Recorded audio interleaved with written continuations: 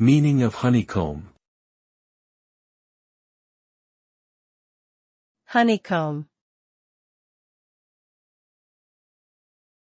Honeycomb. Honeycomb. Honeycomb.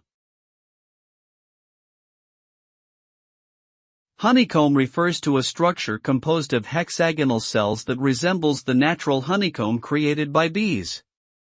This structure can be found in various materials such as metal, paper, and wax. The unique shape provides strength and stability to the material while keeping the weight at a minimum.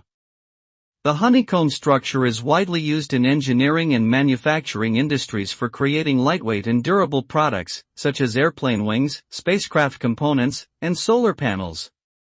Its efficiency in distributing weight and providing strength makes it a popular choice for applications where weight reduction is critical.